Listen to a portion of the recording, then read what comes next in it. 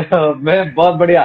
स्वागत कर लीजिए हमारी कनुप्रिया मैम का, जो कि यूनिसेफ इंडिया से जुड़ी हैं। और बहुत ही खास बातचीत आज मैम से होने वाली है। सबसे पहले मैम आप ये बताइए कि आप इस वक्त किस शहर में हैं। मैं इस वक्त लखनऊ में हूँ। और राघव, सबसे पहले तो मैं ये कहना चाहती हूँ कि आपको देख के खुशी हो रही है कि आप कोविड को हरा करके लौट आए हैं।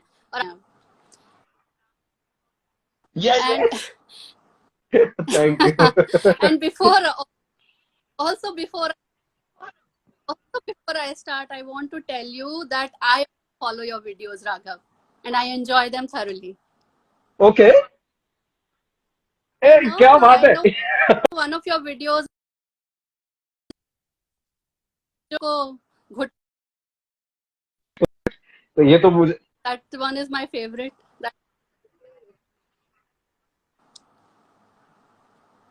अरे आपकी मोहब्बत है ये। और अब तो बातचीत और इंटरेस्टिंग हो जाएगी है, मतलब मैं सोचा बिल्कुल। मेरे को जानते नहीं होंगे।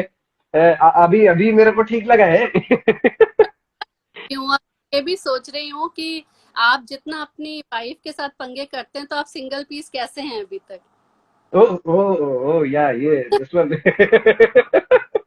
हाँ, बट वो मेरी डिजिटल वाइफ है, मतलब। अच्छा, ओके। ओके, दैट हाँ जी। तो राइट। थैंक गॉड पंगे हैं, लेकिन वो डिजिटल तक ही है, मतलब बचा हुआ हूँ अभी भी तक मैं। तभी ओके। तो मैं शुरू कर सकता हूँ, पहला सवाल आपकी तरफ छोड़ सकता हूँ। बिल्कुल, एब्सोल्युटली।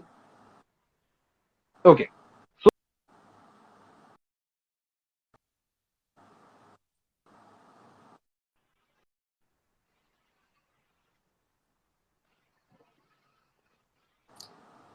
राघव, मुझे थोड़ा सा आपकी आवाज ना बीच में ब्रेक होके आ रही है, बट मुझे लग रहा है आपने मुझसे ये क्वेश्चन पूछा है कि किसको होम आइसोलेशन में रहना चाहिए, राइट? दैट एग्जैक्टली, इज हाँ। What you asked me. हाँ। यस। इससे पहले कि यस। मैं यस। राघव इस बात पे जाऊं में किसको रहना चाहिए, एक छोटी सी बात जो मैं जरूर बताना चाहती हूँ सब लोगों को कि क्या है कि अभी जो हमारी सेकेंड वेव चल रही है, इसमें आप लोग ये मान के हाँ चलें जी। कि कोई भी बुखार, कोई भी खांसी, कोई भी जुकाम, कोई भी बदन दर्द आपको लग रहा है, तो आप ये मान के चलें कि शायद ये हाँ। कोविड होने की बहुत अधिक संभावना है। हम सोचते हैं ना कि अरे मैं तो गर्मी में पसीने से आई थी और एसी के आगे बैठ गई तो इसलिए बुखार चढ़ गया, या फिर दही निकाल के खा लिया था रात को तो इसलिए गला खराब हो गया होगा, या फ्रिज की रखी हुई चीज हाँ। थी तो खांसी हो गई। तो प्लीज ये सब ना, भी आपको बुखार लग रहा है, खांसी लग रही है, जुकाम लग रहा है, गला खराब है, प्लीज करके टेस्ट कराएं।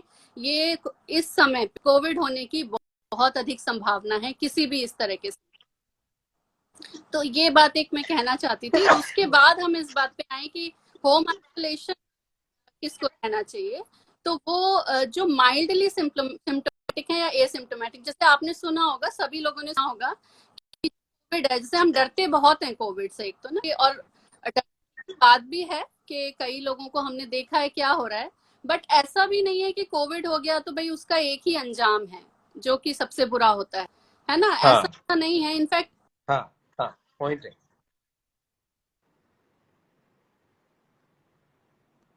माइल्ड में ही निकल जाते हैं 80%। तो उन्हें या तो हल्का खांसी बुखार जुकाम होता है या फिर कोई सिम्टम ही नहीं होते हैं। तो पहली बात तो ये दिमाग से निकाल दिया जाए कि भाई कोविड हो गया तो पता नहीं क्या हो गया, अब तो कुछ हमें हो ही जाएगा, है ना, मृत्यु जैसी हम सोचने लगते हैं, डेथ सोचने लगते हैं। तो दैट इज नॉट ट्रू। तो अब जो हम्म। होम आइसोलेशन में वो ही लोग रह सकते हैं राघव, जो कि जिन्हें या तो कोई सिम्टम नहीं है, सिर्फ टेस्ट कराया उसमें पॉजिटिव आ गए, या फिर ओके। माइल्ड सिम्टम जैसे कि हल्का खांसी, सिम्टम। हल्की का जुकाम। और खास तौर पे एक पॉइंट और यहाँ मैं बोलना चाहूंगी कि अगर आपकी एज जो है वो 60 के ऊपर है, and if you have any of the comorbidities, जिनमें हम कहते हैं डायबिटीज है, हाइपरटेंशन है, एस्थमा है, प्रीवियसली आपको cancer, exactly. all of these comorbidities, any chronic illness, then you should not be in home isolation. Okay. And, कितना time duration क्या होना चाहिए होम आइसोलेशन के लिए। होम आइसोलेशन का ड्यूरेशन ऐसा है कि एक तो हमें कभी भी अपने से डिसाइड नहीं करना है कि हम होम आइसोलेशन में रहें या नहीं, किसी ना किसी डॉक्टर से मिलकर ही हमें ये डिसाइड करना है कि हमें होम आइसोलेशन। और एक बार शुरू हो गया तो आप जब आपके सिम्टम शुरू हुए तब से लेकर के 10 डेज, या फिर अगर आपको सिम्टम नहीं है तो जब आप पॉजिटिव आए तब से लेकर के 10 डेज पर आपका होम आइसोलेशन एंड हो जाता है, बशर्ते कि आपको पिछले 3 दिन में बुखार ना हुआ हो, तो उस केस में आपका ओके। होम आइसोलेशन एंड हो जाए। और क्या प्रिकॉशंस लेने चाहिए जब आप होम आइसोलेशन में हैं, लाइक? हाँ, तो जब आप होम आइसोलेशन में हैं तो आपको सबसे इम्पोर्टेंट चीज है वर्ड ही जो हम कह रहे हैं ना, आइसोलेशन। तो इसका मतलब ये है कि जो अफेक्टेड पर्सन है, जो भी है, एक है, दो है, तीन है, जो भी, अभी आप देख रहे होंगे, सभी ने देखा होगा कि पूरी पूरी फैमिलीज हो जा रही हैं, है ना। तो जो हमारे भी घर में एक दो सभी पड़े तीन, हुए थे मैम। सब हाँ पड़े हुए थे, वही कोई वही ऐसे पड़ा सभी है, कोई जिसके वैसे यहाँ पड़ा है, कोई वैसे पड़ा है। तो वो और हमारे घर में फैमिलीज 3 प्राणी जो ठीक घूम रहे थे। सॉरी, मैं बीच में टोक दिया, मतलब मैं ऐसा ही हूँ, थोड़ा मस्ती वाला है ना। नहीं नहीं। तो हमारे घर में गुनगुन, अंशी, हमारी मौसी जी की दोनों बेटियां और मेरी मम्मी, तो जिनका सबसे ज्यादा डर हाँ था, ये 3 प्राणी पूरे घर में अकेले चक्कर लगा रहे हैं। इनका जो मन कर रहा वो कर रहे हैं। बाकी सब पड़े हुए हैं। तो ये हुआ। तो अच्छा कहने का ये मतलब ये कि जिसको भी है और जो साथ में है वो थोड़ा दूरी दूरी बना के हाँ, रखें। दूरी मतलब आइसोलेटेड, यानी कि आपको अलग रूम, अलग टॉयलेट, है ना, जितना हो पाए। और हाँ उसके ये है कि आपके रूम में कोई भी अगर आता है, जैसे एक तो कोई आए ना रूम के अंदर, और अगर हाँ कोई रूम आता भी है तो वो ट्रिपल लेयर्ड सर्जिकल मास्क जो होता है, अभी हम लोग सब कहते हैं कि मास्क पहनो, मास्क पहनो। तो यूजुअली हम फैब्रिक मास्क पहन रहे थे बाहर जाने के लिए, है ना। हाँ जी, हाँ जी, हाँ लेकिन जी। होम में हम हैं, तो जो पेशेंट है, एक तो वो हमेशा वो जो नीला वाला ट्रिपल लेयर सर्जिकल मास्क होता है ना, जो डॉक्टर लोग या नर्सेज लोगों को हम देखते हैं लगाए हुए, सो हाँ वो जी, हाँ मास्क जी, हाँ लगाना जी। चाहिए घर में ही। और जो केयर गिवर अंदर आता है, तो वो बहुत इंपॉर्टेंट है। साथ ही साथ ये जो बर्तन हैं या लिनन, जो मान लीजिए चादर वगैरह, वो जो भी यूज कर, कपड़े यूज कर रहे हैं, तो वो कोई भी इंसान हैंडल करे, ग्लव्स पहन के और मास्क पहन के ही हैंडल करे। और वही जब धोते हैं, बर्तन भी धोते हैं, मास्क पहन के धुलने चाहिए। तो ये चीजें हैं। उसके अलावा हैंड हाइजीन का बहुत ध्यान रखना है, पेशेंट को भी और केयर गिवर को भी। तो अपने हाथ को धोते रहिए साबुन और पानी से, या फिर अल्कोहल बेस्ड हैंड रब से आप उसको साफ करते रहिए। तो ये चीजों का हाँ ध्यान रखना है। और आजकल हाँ कहते हैं कि N95 मास्क, अगर वो प्रेफर करना चाहिए जो केयर गिवर और पेशेंट, जब केयर गिवर अंदर आ रहा है, जिससे कि उसको ना हाँ। हो।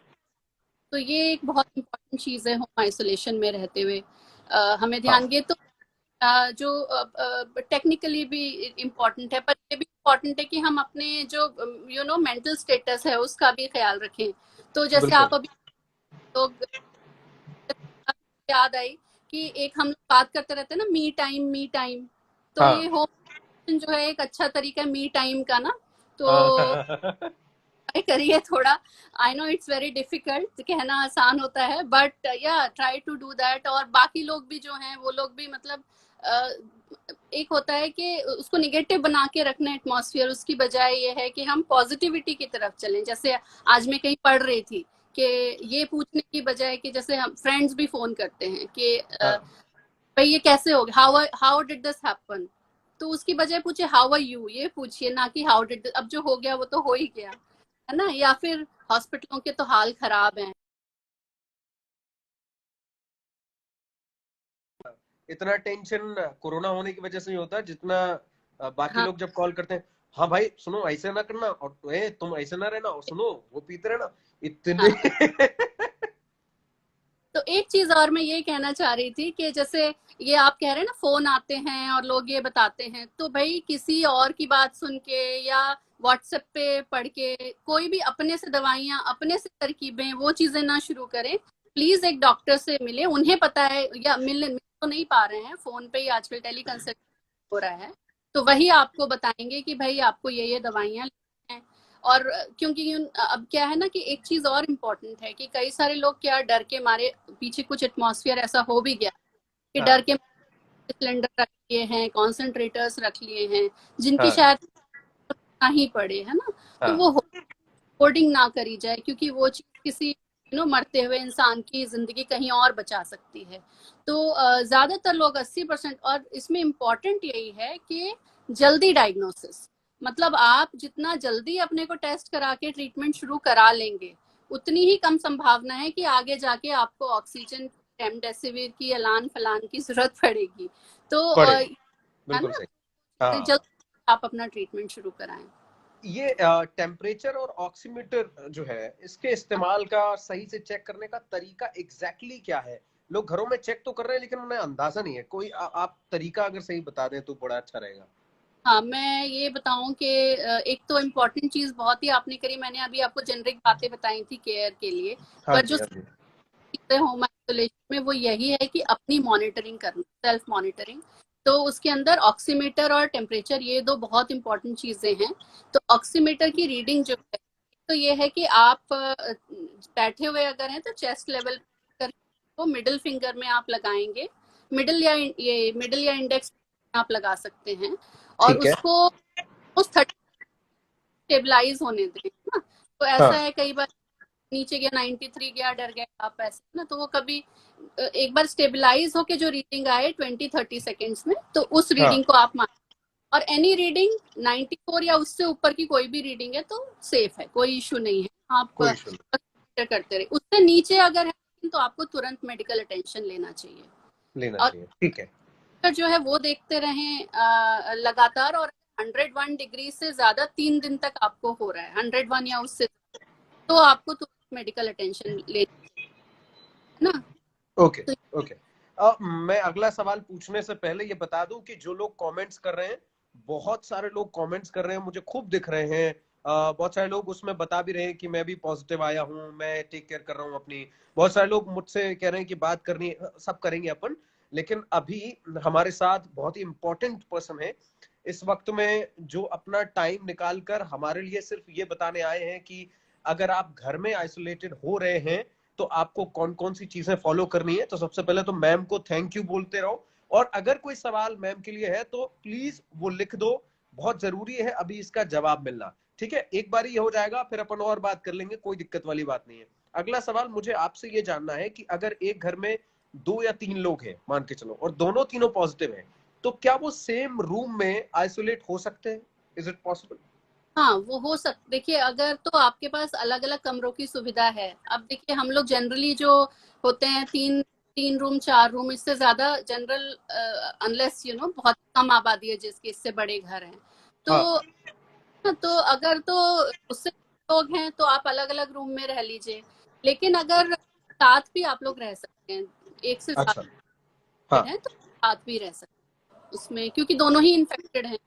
दोनों फिर इफेक्ट। फिर भी आप ऐसा नहीं है कि बहुत क्लोज कांटेक्ट, तब भी हमें अवॉइड करना चाहिए और मास्क पहन के रहना चाहिए। ठीक है। अब मेरा सवाल आपसे ये है कि जब लोग घरों में हैं तो कई बार होता है कि डॉक्टर से बात हो गई है, और कई बार होता है कि डॉक्टर से सिर्फ व्हाट्सएप पे बात हो पाई है। तो क्या तरीका है, क्या कोई ऐप है जहां से डॉक्टर से बात हो सके?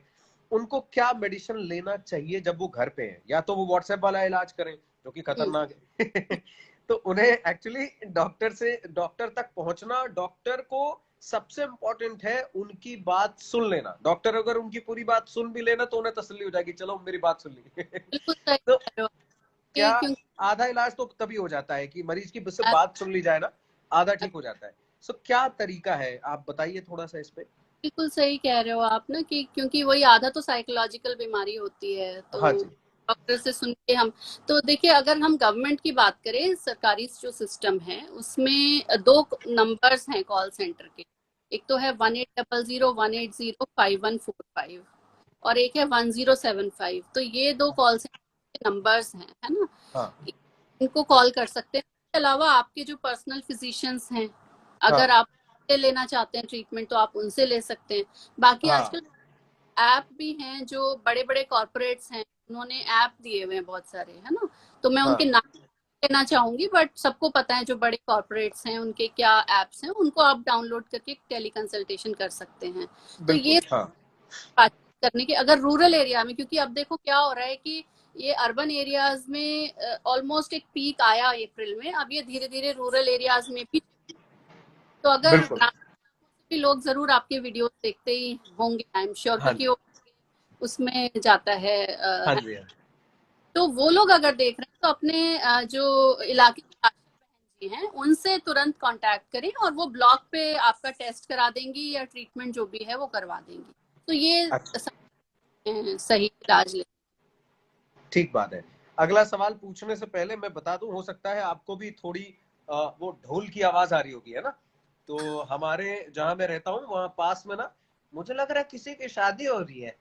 शादी? एक्चुअली किसी की बर्बादी हो रही है। तो उधर ना ढोल बज रहा है। मैं तो सोचा हाँ, मैं बालकनी में खड़ा होकर थोड़ा ऐसे कर लूं, पर मैंने कहा लाइव का टाइम हो गया, चलो अब तो लाइव करना है। शादी देखने का भी अपना ही मजा होता है वैसे, है ना? पता नहीं, अभी अभी और दोपहर में बैंड बाजा चालू है भाई साहब। ओके, अगला सवाल क्योंकि थोड़ा सा क्रिटिकल सवाल है, थोड़ा टफ सवाल है, इसलिए मैंने पहले आपके चेहरे पे मुस्कुराहट लाना बहुत जरूरी है, ताकि इस सवाल का जवाब भी आप मुस्कुराते मुस्कुराते दें। टेंशन नहीं लेनी है, लोड नहीं लेना है, बहुत आसानी से मुझे ये जानना है कि कौन से वो इशारे हैं जब इंसान को, यानी जो घर में है, उनको ये समझ लेना चाहिए कि अब घर में नहीं, हमें हॉस्पिटल रीच आउट करना चाहिए, सही, और ये कंडीशन क्रिटिकल हो जाएगी तो हमें मूव करना चाहिए। कौन से वो इशारे हैं? हाँ, मैं बताती हूँ कि जो चीजें डेंजर साइंस जिन्हें हम कह सकते हैं, तो हाँ वो जी। चीज दो तो मैंने पहले आपको बताई। पहली चीज तो है कि आपका जो पल्स ऑक्सीमीटर रीडिंग है, अगर वो 94 से नीचे जा रही है तो तुरंत उसमें ना क्या होता है, मैंने कई लोगों को देखा है और इनफैक्ट क्लोज सर्कल्स में भी देखा है कि लोग ना कोशिश करते हैं कि घर में ही हो जाए, घर में ही हो जाए। तो कहेंगे हाँ। नहीं, ऑक्सीमीटर खराब हो गया है। तो वो जब 1 पे जा रहा है तभी खराब है, जब 96 पे आ रहा है तो वो ठीक रहता है। तो हाँ। वो चीज ना करें, जैसे आपको हाँ। लगता है आ रहा है तो वो डेंजर साइन है। उसके कई अलावा लोगों ने वो ठोक ठाक के रिमोट की तरह चलाने की भी कोशिश की होगी, मुझे लगता हाँ, तो फीवर मैंने आपको बताया 101 से है। हाँ। ज्यादा दिन तक स्टे कर रहा है तो डेंजर साइन है। इसके हाँ। अलावा चेस्ट में टाइटनेस या चेस्ट में कंप्रेशन लगता है या ब्रेथलेसनेस, सांस लेने में तकलीफ हो रही है, तो वो हाँ। एक डेंजर साइन है, आपको बिल्कुल घर पे नहीं रहना चाहिए।